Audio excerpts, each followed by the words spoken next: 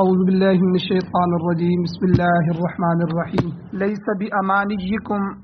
نہیں ہے تمہاری آرزوؤں کے ساتھ ولا امانی اہل الکتاب اور نہ اہل کتاب کے آرزوؤں کے ساتھ من یعمل سوءا بلکہ جو شخص برا عمل کرے گا یجز بہ اس کو اس کا بدلہ دیا جائے گا ولا یجد لہ اور وہ نہیں پائے گا اپنے لیے من دون اللہ اللہ کی چھوڑ کے اللہ کے سوا ولیًا کوئی کارساز ولا نصیرا اور نہ کوئی مددگار اور ومن یعمل من الصالحات جو شخص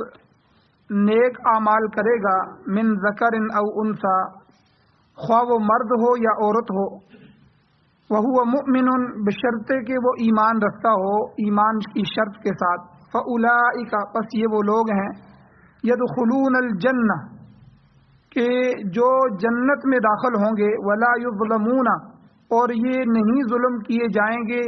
نقیرا ایک تل کے برابر بھی ومن احسن دینا اور کون شخص زیادہ بہتر ہے دین کے اعتبار سے ممن اس شخص سے کہ اسلم وجہہ للہ جس شخص نے تابع کر دیا اپنی پیشانی کو اپنی ذات کو اللہ کے لیے وہو محسن اس حال میں کہ وہ نیکی کرنے والا ہے واتبع ملت ابراہیم حنیفہ اور اس نے اتباع کی ابراہیم علیہ السلام کی ملت کی جو کہ یکسو ہو کر چلنے والے تھے حنیف تھے واتخذ اللہ ابراہیم خلیلا اور اللہ تعالیٰ نے ابراہیم علیہ السلام کو خلیل بنایا وَلِلَّهِ مَا فِي السَّمَاوَاتِ وَمَا فِي الْأَرْضِ اور اللہ کے لیے ہیں جو کچھ بھی آسمانوں کے اندر ہے جو کچھ زمین میں ہے وَكَانَ اللَّهُ بِكُلِّ شَيْءٍ مُحِيطًا اور اللہ تعالی ہر چیز کا احاطہ کیے ہوئے ہے سورۃ النساء کی آیت نمبر 123 124 125 اور 126 4 آیتیں آپ کے سامنے تلاوت ہوئی ہیں آپ نے ان کا ترجمہ سنا ان آیات کا ایک درس کل گزر چکا ہے آج ان آیتوں کا دوسرا درس ہے کل کے درس کا خلاصہ یہ ہے کہ اللہ تعالی ایمان والوں کو یہ فرما رہے ہیں کہ تمہاری کامیابی کا دار و مدار آرزوؤں پر نہیں ہے امیدوں پر نہیں ہے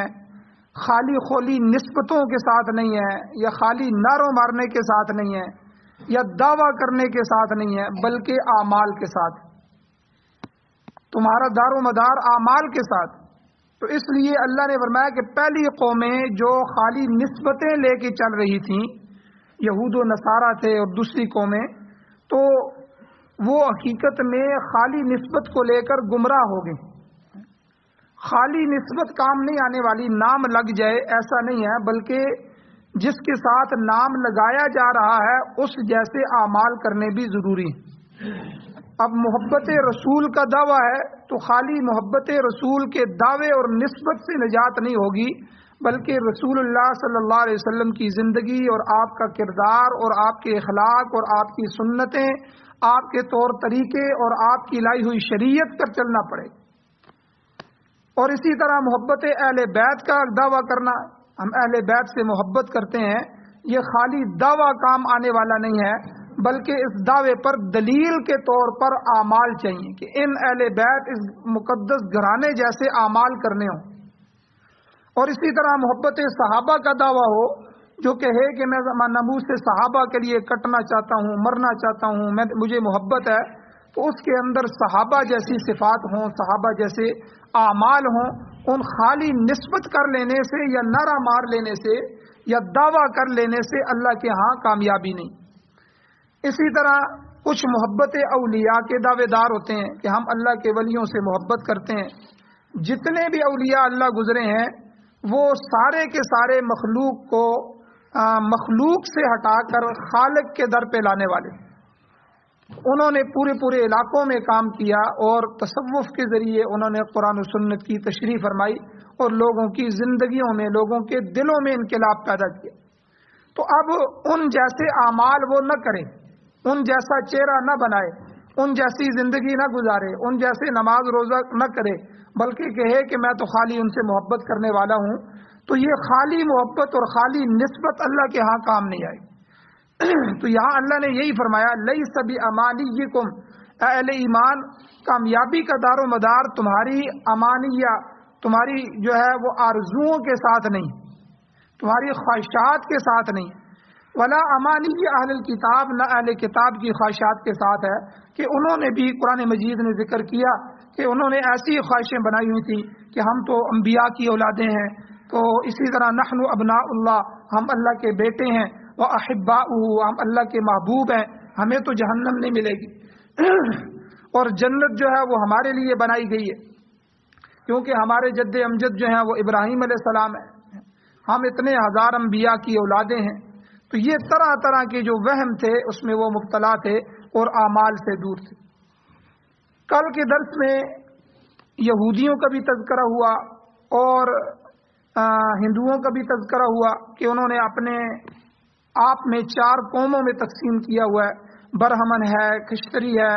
ویش ہے، شودر ہے، اور باقی جتنے بھی قومیں ہیں ان سب کو وہ ملیچ کہتے ہیں، نجس، یعنی باقی کسی کے لیے کوئی نجات نہیں ہے، نجات ہمارے لیے۔ اور ادھر نصارہ جو ہیں، عیسائی، وہ بھی اسی خوش فہمی میں مبتلا ہے کہ جنت صرف انہی کے لیے ہے، وہ بھی اپنے آپ کو انبیاء کی اولادیں کہتے ہیں، اللہ کے محبوب تصور کرتے ہیں، اور وہ حضرت عیسیٰ علیہ السلام کے ساتھ اپنی نسبت کو جوڑتے ہیں، مگر عیسیٰ علیہ السلام کی زندگی کو نہیں اپناتے، نہ انجیل پر عمل کرتے ہیں، نہ ان کی شریعت پر عمل کرتے ہیں، بلکہ انہوں نے بھی یہودیوں کی طرح اللہ کی کتاب کے اندر تحریف کر دی اور رد و بدل کر دیا، تبدیلیاں کر دی۔ جس مسئلے کو مشکل سمجھا وہ حلال تھا اس کو حرام کر دیا، حرام تھا اس کو حلال بنا دیا، اور لفظوں کی تبدیلیاں کر دی، پورے باب بیچ میں سے غائب کر دیے۔ تو آج تقریباً 30 سے زیادہ انجیلیں پوری دنیا میں موجود ہیں، ہر انجیل دوسری انجیل سے مختلف ہے، کیونکہ قرآن مجید کی حفاظت کا ذمہ اللہ تعالیٰ نے اپنے اوپر لیا ہے۔ اللہ نے فرمایا انا نحن نزلنا الذکر وانا له لحافظون، بے شک ہم نے اس قرآن مجید کو نازل کیا ہے اور ہم ہی اس کی حفاظت کرنے والے۔ تو اس لیے قرآن مجید جو ہے موجود بھی ہے، محفوظ بھی ہے، پوری دنیا میں ایک کونے سے لے کر دوسرے کونے تک جس خطے سے جا کر قرآن مجید اٹھائیں سب کے الفاظ ایک ہیں، سب کا مضمون ایک ہے، سارا قرآن جو ہے وہ ایک جیسا۔ تو باقی جو ہے یہودیوں نے بھی اور عیسائیوں نے بھی اپنی اپنی کتابوں میں جو آسمانی کتابیں تھیں، ان کے انبیاء کی کتابیں تھیں، تورات اور انجیل وغیرہ، اس میں رد و بدل کر دیا، تحریف کر دیا۔ اور اس کے علاوہ عیسائی ایک مزید جو خوش فہمی تھی اس کا شکار ہیں، کہتے ہیں کہ عیسیٰ علیہ السلام نے صلیب پر چڑھ کر ہمارے گناہوں کا کفارہ ادا کر دیا، اب ہم کچھ بھی کرتے پھریں ہم سے مواخذہ نہیں ہوگا اور ہم سے کوئی پوچھ نہیں ہوگی، بلکہ وہ عیسیٰ علیہ السلام کفارہ دے چکے ہیں، ان کا خون جو ہے وہ گر چکا ہے، اب ہمارے لیے کوئی مسئلہ نہیں ہے۔ تو یہ اللہ فرماتے ہیں یہ سب ان کی آرزویں ہیں، ان کے جو ہے وہ خالی خولی دعوے اور نعرے ہیں، اور اسی طرح یہ ان کی خوش فہمی اور خام خیالیاں ہیں جنہیں وہ اپنے سینے سے لگائے ہوئے بیٹھے ہیں، حالانکہ نجات کا دار و مدار اس خالی نسبت سے نہیں ہے بلکہ ایمان اور اعمال صالحہ سے۔ ایمان لو، عقیدے درست کرو، اور پھر اس کے بعد نیک اعمال کرو۔ اب پیچھے بچ جاتے ہیں مسلمان فرقے، مسلمانوں کی حالت کیا ہے؟ حضرت مولانا شاہ عبد القادر محدث دہلوی رحمۃ اللہ علیہ نے اپنے ترجمہ قرآن پاک کے حاشیے میں ایک فقرہ لکھا ہے کہ جس طرح یہود و نصارہ انبیاء کے ساتھ نسبت کی بنا پر خوش فہمی میں مبتلا ہے، اسی طرح اکثر مسلمان بھی اسی زوم میں مبتلا ہیں۔ تو اب کسی مسلمان سے بات کرو کہ بھئی اعمال کی طرف آؤ، حضور نے اعمال کا کہا ہے اور نماز نہ پڑھنے والے کی یہ سزائیں بتائی ہیں، اور یہ عمل نہیں کرو گے تو اس کی اتنی بڑی سزا ہے، اور اللہ کے نبی تو جھوٹ نہیں بولتے، انہوں نے جو کچھ کہا ہے وہ سچ کہا ہے۔ تو 2 جملے اکثر کہے جاتے ہیں، ایک کہتے ہیں جی اللہ غفور الرحیم ہے، ہر ایک نے یہ جملہ رٹ کے رکھا ہوا ہے کہ بھئی اللہ بخشنے والے، اللہ غفور الرحیم۔ تو بھائی اللہ تعالیٰ تو قرآن مجید میں اللہ نے تو اپنی صرف جبار بھی ذکر کیا، اللہ جبار ہے، اللہ قہار ہے، اللہ تو پکڑنے والا ہے، غصہ کرنے والا ہے، اللہ جو ہے وہ انتقام ذو انتقام، اللہ انتقام لینے والا ہے، منتقم، یہ بھی اللہ کی صفات ہے۔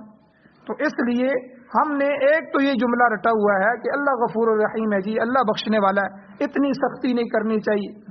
حالانکہ حضور علیہ الصلوۃ والسلام نے بڑی تاکید فرمائی اعمال،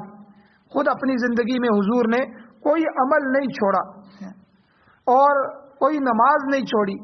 اور تلاوت تو حضور نمازوں میں بھی پوری پوری رات تلاوت کرتے تھے، پورا پورا دن تلاوت کرتے تھے، اور اسی طرح دوسرے اعمال۔ تو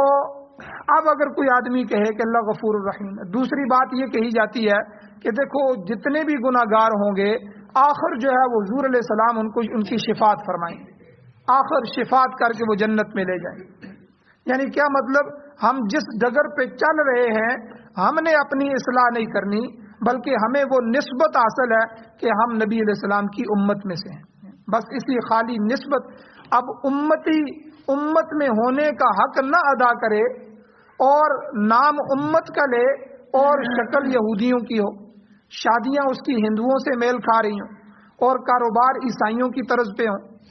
رہن سہن اور تعلیم جو ہے اس کی یہود و ہنود کی طرح ہو، اور پھر کہے کہ مجھے حضور کے ساتھ نسبت حاصل ہے کہ میں جو ہے حضور کا امتی ہوں۔ یاد رکھیں یہی اللہ فرما رہے ہیں لیس بامانیکم، تمہاری آرزوئیں اور خالی خولی نعرے اور یہ جو تمہاری جو ہے جس خوش فہمی میں مبتلا ہو یہ تمہیں کام آنے والی نہیں ہے، بلکہ تمہیں قرآن کو اپنا قائد بنانا ہوگا، نبی علیہ الصلوۃ والسلام کو اپنا آئیڈیل بنانا ہوگا، اپنے لیے ان کو منتخب کرنا ہوگا، ان کی زندگی کو اپنی زندگی سے میچ کرنا ہوگا،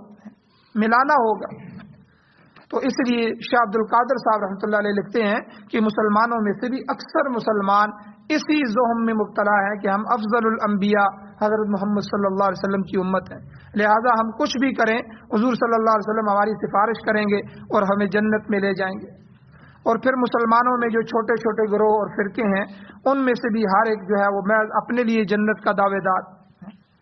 اور شیعہ حضرات کو دیکھیں وہ کہتے ہیں جی ہم امام حسین کے ساتھ ہمیں نسبت ہے، ہم حسینی ہیں، ہم علی کے ملنگ ہیں، بس یہ نسبت کر کے جو مرضی کرتے رہیں، بس محرم آ جائے تو اس میں 10-20 دن پیٹ پٹا لیں اور یہ وہ کر لیں، بس پورا سال جو مرضی کرتے رہیں، یہ ہستیاں جو ہیں ہمیں نجات دلا دیں۔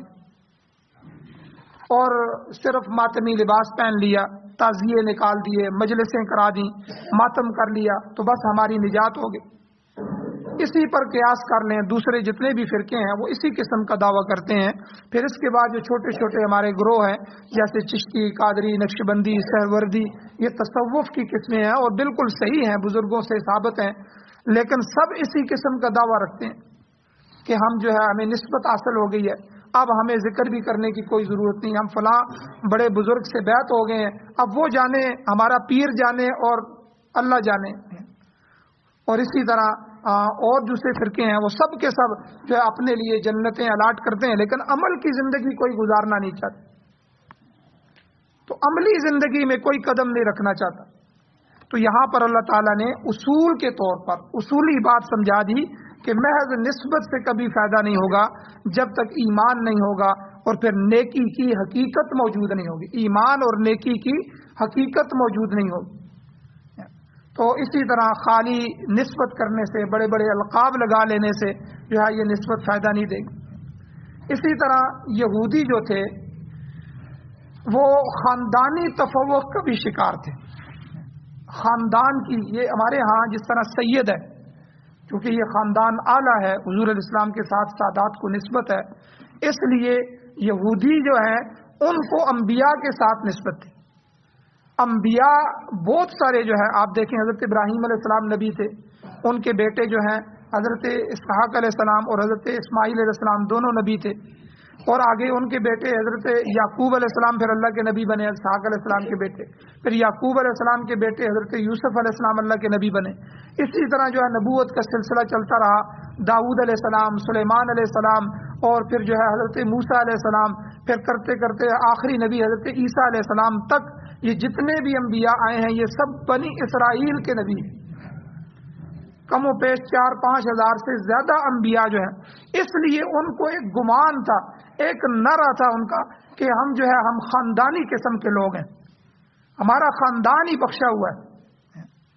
اور ہمارے جو جد امجد ہیں حضرت ابراہیم علیہ السلام وہ بس دوزخ کے کنارے پر کھڑے ہوں گے اور کسی بھی ختنہ شدہ اسرائیلی کو دوزخ میں نہیں جانے دیں گے. یہ ان کی کتاب میں لکھا ہوا ہے، ان کے عقیدوں میں لکھا ہوا. تو اس قسم کی خاندانی نسبت بھی بعض مسلمانوں میں بھی پائی جاتی ہے. بعض لوگ سادات کی طرف اپنی نسبت کرتے ہیں کہ ہم سادات کی اولادیں ہیں، ہم تو سید ہیں. بھائی سید ہو کے اپنے نانا کی شریعت کو نہ مانے، اس پر نہ چلے تو سید کہاں کام آئے گا؟ تو یہ نسبت کہاں کام آئے گی؟ اور اسی طرح بعض دیگر جو ہے لوگ ہیں وہ بزرگوں کی طرف نسبت کرتے ہیں کہ ہم فلاں جو ہے گدی جو ہے اس کے ساتھ نسبت رکھنے والے ہیں. تو یہ نسبتیں جو ہیں وہ کام نہیں آئیں. اب جو سادات ہیں وہ اسی نسبت کو رکھ کے خاندان کو اتنا اونچا کر کے عجیب عجیب مسئلے انہوں نے بنا دیے. ایک مسئلہ وہ یہ بیان کرتے ہیں جی کسی سید زادی کا نکاح امتی کے ساتھ نہیں ہو سکتا. یعنی سادات لڑکی ہو اس کا نکاح امتی عام، حالانکہ ہو سکتا ہے، باہر کے رشتوں میں سے ہو سکتا ہے، کوئی حرج نہیں ہے. تو یہ 100% غلط مسئلہ ہے. ہاں اگر سادات کا سادات میں سے ہو تو یہ زیادہ فائدہ مند ہے کہ ان کا نسب سلسلہ ایک ہی چلے گا، محفوظ ہوگا. لیکن سید ذاتی جو لڑکی ہے اس کا دوسرے خاندان سے ہوگا تو چونکہ لڑکی سے نسب نہیں چلتا، لڑکے سے چلتا ہے، تو اس لیے ان کی اولاد سید نہیں ہوگی بلکہ وہ اولاد جو ہے اسی خاندان کی شمار ہوگی. لیکن نکاح ہو سکتا ہے، اس میں کوئی حرج نہیں ہے. اسی طرح بعض پیر زادے لوگ ہوتے ہیں اور بزرگ زادے ہوتے ہیں، وہ اپنے آپ کا تفوق جتلاتے ہیں، برتری دعویٰ کرتے ہیں جی وہ کچھ بھی کرتے رہیں، بزرگ ان کا ہاتھ پکڑ کر جنت میں داخل کر دیں گے. اور اسی طرح پاک پتن شریف میں آپ دیکھیں بہشتی دروازہ بنایا ہے انہوں نے، اور اس دروازے کو سال میں یا ایک دفعہ یا 2 دفعہ کھولا جاتا ہے، اور وہ مخلوق جو ہے وہ پورا 15 دن مہینہ وہاں کے بیٹھے رہتے ہیں کہ بس ہم یہاں اس سے گزر جائیں گے تو ہم جنت میں چلے جائیں گے. اور ہمارے حکمران دیکھیں عملی زندگی میں عوام کی خدمت نہیں کرنی، عملی زندگی میں کچھ نہیں کرنا، اور جتنے مرضی کام کر لو. تو عمران خان کو بھی دیکھیں اسی میں سے گزر رہا ہے، نواز شریف کو دیکھیں اور دوسرے لوگوں کو دیکھیں، جتنے بھی حکمران آئے وہ بھی جی بہشتی دروازے سے گزر جائیں. بھائی اتنا آسان تو نہیں ہے جنت میں جانا کہ بندہ کچھ بھی نہ کرے، حلال حرام کی بھی تمیز نہ کرے اور معاملات گڑبڑ کرتا رہے، دوسرے کے حقوق غصب کرتا رہے، سب کچھ کرتا رہے اور بس اس دروازے سے گزر جائے تو جنت میں چلا جائے گا. تو یہ خالی ایک عقیدہ بنا لیا گیا ہے، یہ خالی ایک نسبت اور خالی خوری ایک دعویٰ ہے، ایسے جنت میں نہیں جائیں گے.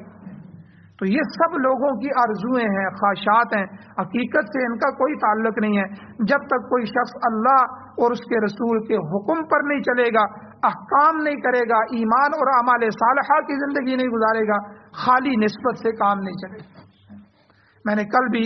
وہ بیان فرمایا تھا کہ حضور علیہ السلام نے اپنی بیٹی سے کہا، حضرت فاطمہ سے، حالانکہ حضور تو بخشے بخشائے ہیں اور حضرت فاطمہ جنت کی عورتوں کی سردار سید ذاتی ہیں، تو ان کو فرمایا اے میری بیٹی جو ہے قبر جو ہے یہ نسب حسب کو نہیں دیکھتی کہ یہ جو آ رہا ہے کس خاندان سے تھا، اس کا حسب کیا تھا، اس کا نسب کیا تھا. یہ حسب نسب کا گھر نہیں ہے، یہ تو اعمال کو دیکھتی ہے. اعمال کرو، اللہ کو راضی کرو. تو اب حضور علیہ الصلوۃ والسلام اپنی بیٹی کو سکھا رہے ہیں، غلام لینے کے لیے آئیں تو حضرت علی رضی اللہ تعالیٰ نے کہا کہ حضور کے پاس غلام آئے ہیں تو آپ چکی بھی خود چلاتی ہیں، آٹا پیستی ہیں، ہاتھوں میں گٹے پڑ گئے ہیں اور مشکیزہ بھی اٹھا کے لاتی ہیں، اس کے بھی نشانات ہیں، تو ایک غلام لے لیا جائے، ایک لونڈی لے لی جائے جو گھر کے کام کاج کرے. تو دینے کے لیے گئیں تو شرم کے مارے آگے نہیں جا سکیں، حضور سے بیان نہیں کر سکیں. حضور نے دیکھ لیا اور پھر جو ہے حضور شام کو یا دوسرے وقت گھر تشریف لائے تو پوچھا میری بیٹی تم وہاں گئی تھی کیا وجہ تھی؟ تو فرمایا کہ ابا جان میں تو اس لیے گئی تھی کہ کوئی غلام مل جائے اور میرے ساتھ سہولت ہو جائے. تو بعض جگہ آتا ہے کہ حضور نے فرمایا کہ ہم سے جو ہے وہ مکے کے اور ملک مدینے کے یتیم بہتر ہیں ان غلاموں کے لیے کہ ان کو دیے جائیں. دوسرا فرمایا کہ میری بیٹی میں تمہیں کوئی ایسا وظیفہ نہ بتاؤں، ایسا عمل نہ بتاؤں کہ جس کی وجہ سے تیرے اعمال کی وجہ سے درجات بڑھ جائیں؟ تو انہوں نے کہا ضرور بتائیں. تو انہوں نے کہا کہ ہر نماز کے بعد 33 مرتبہ سبحان اللہ، 33 مرتبہ الحمدللہ، 34 مرتبہ اللہ اکبر پڑھا کرو. اب دیکھیں بیٹی کو بھی اعمال پہ لگا رہے ہیں کہ اللہ کا ذکر کرو، نماز پڑھو، اس عمل پہ کرو. حالانکہ اگر وہ ہستیاں کچھ بھی نہ کرتی تو اللہ کے ہاں وہ بخشی جاتی، ان کو تو براہ راست نسبتیں حاصل تھیں، لیکن ان کو بھی اعمال پر لگایا. تو اس لیے یاد رکھیں، یہودی ہوں یا نصرانی، عیسائی ہوں یا مسلمان ہوں، اس قسم کے تصورات محض خام خیالی ہیں. کوئی شخص اپنے آپ کو 100 مرتبہ کسی نسبت سے پکارے، کسی کا شاگرد کہے، کسی کا مرید کہے، یا کسی خاندان سے ہونے کا دعویٰ کرے، یہ سارے دعوے باطل ہیں. تو اس لیے ایک ہی دعویٰ ہے کہ ہم اللہ اور اس کے رسول کے ماننے والے ہیں اور ان پر ایمان لانے والے ہیں، اور سارے اعمال صالحہ جن کا اللہ اور رسول نے حکم دیا ہے ہم جو ہے وہ ان کے کرنے والے ہیں. تو بہرحال شاہ ولی اللہ محدث دہلوی رحمۃ اللہ علیہ بہت بڑی ہستی گزرے ہیں. تو وہ فرماتے ہیں کہ خدا کا قانون ہے کہ لا یدع عاصیا، کہ وہ کسی مجرم کو دنیا اور آخرت میں سزا دیے بغیر نہیں چھوڑتا. یہ کیسے ہو سکتا ہے کہ ایک دفتر میں 2 افسر ہوں، ایک افسر رشوت نہ لے اور رشوت نہ لینے کی وجہ سے وہ مکان بھی ڈھنگ کا نہ بنا سکے، اپنی اولاد کی تعلیم بھی پوری نہ کر سکے، اور دوسرا جو ہے وہ رشوتوں پر رشوتیں لیتا رہے اور جو ہے دنیا میں عیاشیاں کرتا رہے اور جو ہے اپنی من مانیاں کرتا رہے، اور کل قیامت کے دن دونوں برابر ہو جائیں. یہ کیسے ہو سکتا ہے؟ یہ تو اللہ کے انصاف کے خلاف ہے. تو شاہ صاحب فرماتے ہیں، شاہ ولی اللہ محدث دہلوی رحمۃ اللہ علیہ، کہ اللہ کا یہ قانون ہے لا یدع عاصیا، وہ کسی گناہگار کو نہیں چھوڑے گا. دنیا میں بھی سزا دیتا ہے اللہ، آخرت میں بھی دیتا ہے. دنیا کی سزا جو ہے وہ اسباب کے اندر رہتے ہوئے ہوتی ہے. اسباب کو اللہ تعالیٰ معطل نہیں کرتے، اسباب کے درمیان اولاد دے کے اللہ اولاد سے بے عزت کروا دیتے ہیں، اولاد ہی اس کی بے عزتی کا سبب بن جاتی ہے. مال دے کے اللہ مال میں رکھ کے جو ہے اس کو بے عزت کروا دیتے. تو اللہ اسباب کے اندر ہی اسباب معطل کیے بغیر دنیا کی سزا دے دیتے ہیں. آج دیکھیں ہمارے پاس سب کچھ موجود ہے، لیکن ہم ملک میں کتنا افراتفری ہے اور کتنا ہر بندہ پریشان ہے. حکومتیں پریشان ہیں، وزراء پریشان ہیں، عوام پریشان ہے. تو اللہ تعالیٰ ہر چیز کے ہوتے ہوئے، اسباب کے ہوتے ہوئے دنیا کے اندر ہی سزا دے دیتے، اور پھر اگلے جہان میں آخرت میں جب اسباب نہیں ہوں گے، جب یہ سلسلہ منقطع ہو جائے گا، پھر جہنم کی سزا قطعی اور اٹل سزا ملے گی. چنانچہ اللہ تعالیٰ نے یہاں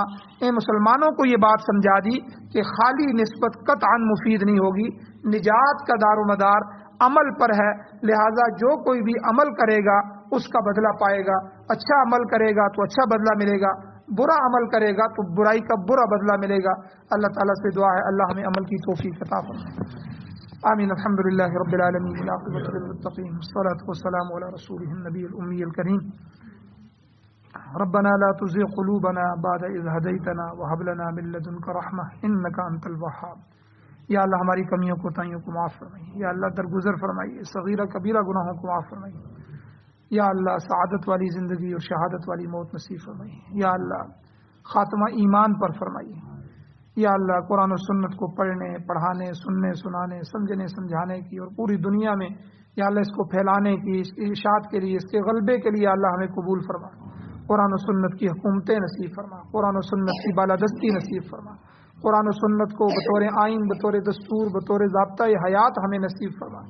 یا اللہ امارت اسلامیہ، شریعہ، خلافت راشدہ کا قیام نصیب فرما. یا اللہ یہ جو قانون ہم پڑھتے ہیں ان قانونوں کو ان ممالک میں، ان پوری دنیا میں نافذ فرما، پوری دنیا میں امن پیدا فرما. یا اللہ رزق حلال وسیع عطا فرما، رزق حرام کے ایک لقمے سے بھی محفوظ فرما. یا اللہ بیماروں کو شفا عطا فرما، پریشان حالوں کی پریشانیوں کو دور فرما. یا اللہ جو حضرات ایمان کی حالت سے اس دنیا سے جا چکے ہیں یا اللہ ان سب کی بخشش فرما. صلی اللہ تعالی علی خیر خلقہ محمد وآلہ وصحبہ اجمعین برحمتک یا ارحم الراحمین.